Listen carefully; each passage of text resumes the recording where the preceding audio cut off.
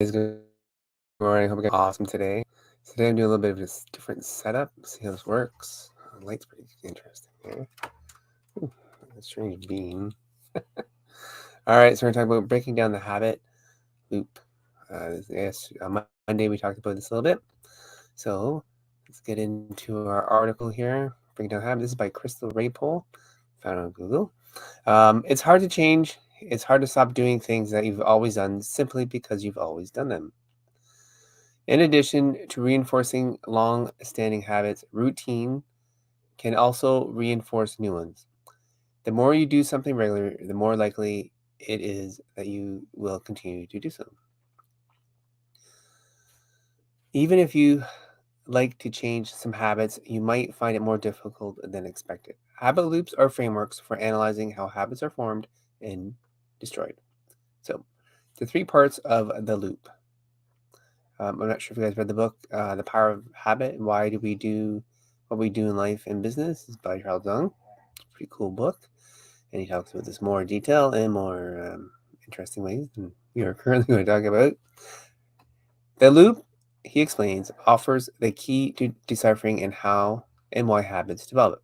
The habit loop has three main components. The first one is the cue, sometimes called the reminder. The cue is the trigger that kicks off the habitual behavior. Cues that prompt routine behaviors or habits are very widely. They can take lots of different forms. They usually fall into one of the following categories: location, time, current emotional state, people around you, your last action. For example, as you walk by the break room, the smell of coffee wafting out prompts you to go get yourself a cup of coffee. Yeah? This cue might be the last action, walking by and smelling the coffee, or your location. You wouldn't have smelt the coffee if you weren't just outside the break room after. The action of flushing the toilet cues you to wash your hands, while a nervous state of mind might cue soothing behaviors like biting your nails or jiggling your leg. Hmm.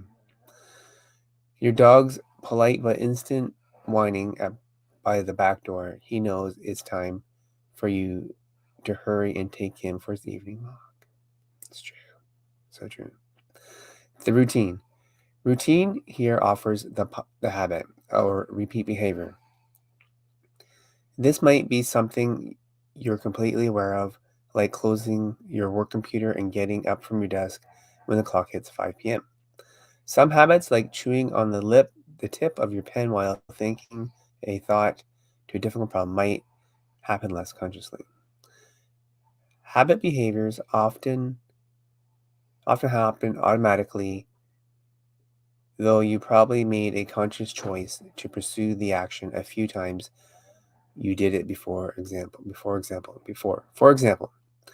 I'm tired, so I have to get a copy. I'm bored, so I'll scroll through social media. Sometime, over time, this routine becomes more automatic thanks to the final component of the habit, the reward. When it comes to habits, rewards refer to what the behavior does for you. Rewards reinforce routines and helps keep habits firmly in place. Some rewards benefit you. Brushing your teeth after breakfast, for example, rewards you with clean, fresh mouth and no more coffee breath. Mhm. A habit of messaging your partner when you're running late earns you a reward of a better relationship. Yes, it does. Less beneficial rewards, can reinforce habits you don't want to keep, like spending your entire evening watching videos on YouTube. Who hasn't fallen down that rabbit hole? Quite boring, right?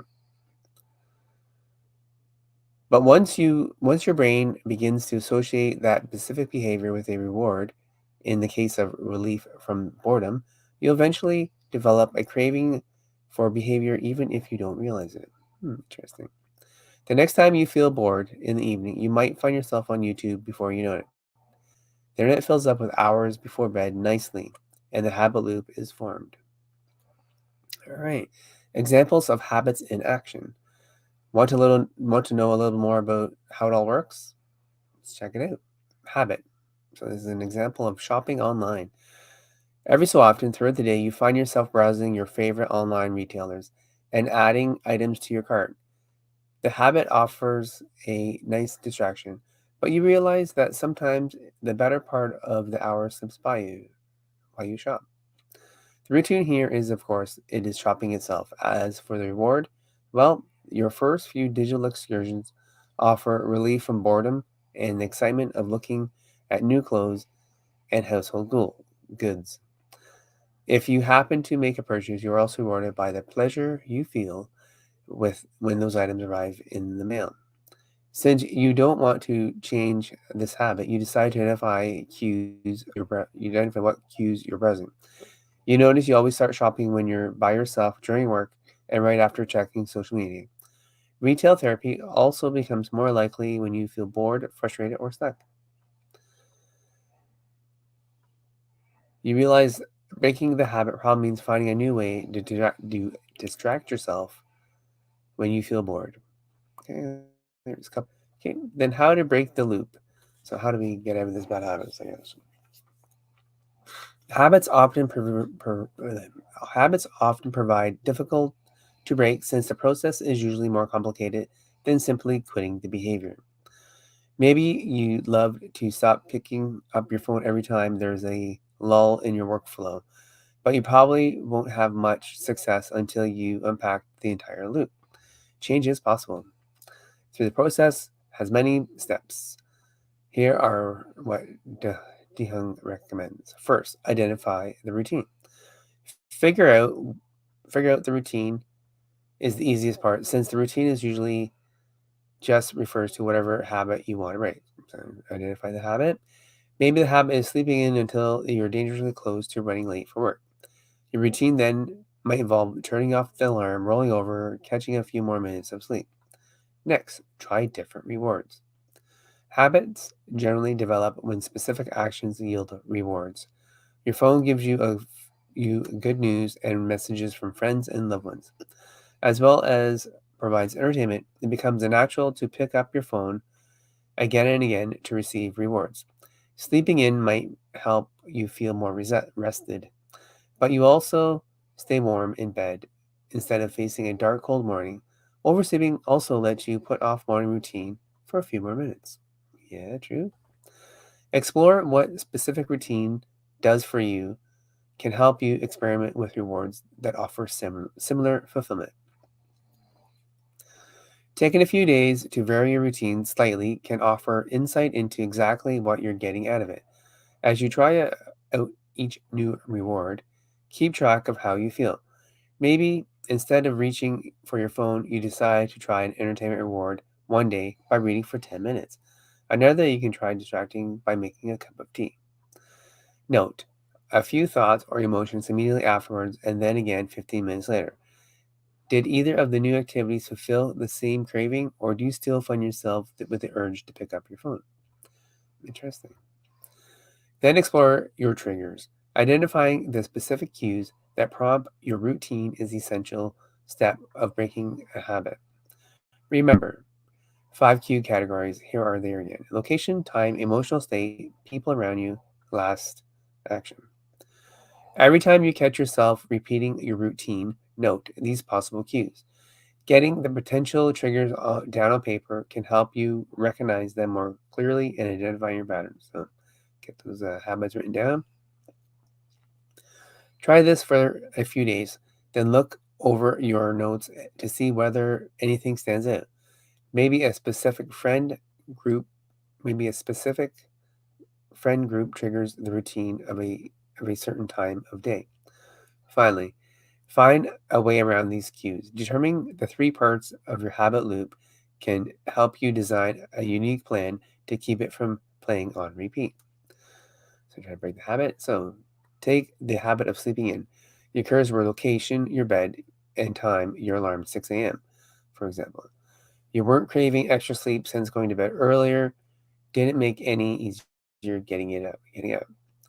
It wasn't the cold morning you were dreading.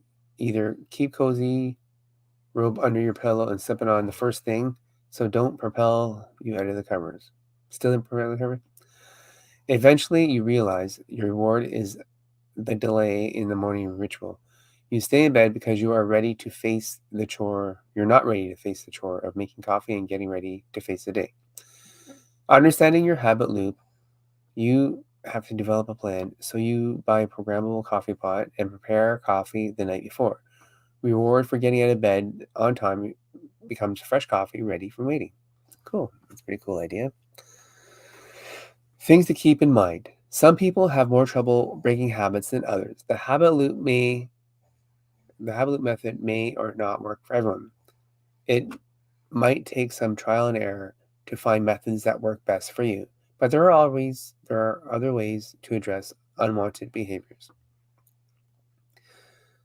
The important thing to remember is that while habits form quickly, you can usually break them overnight. Committing to your new routine for a few months will help ensure it clicks and sticks.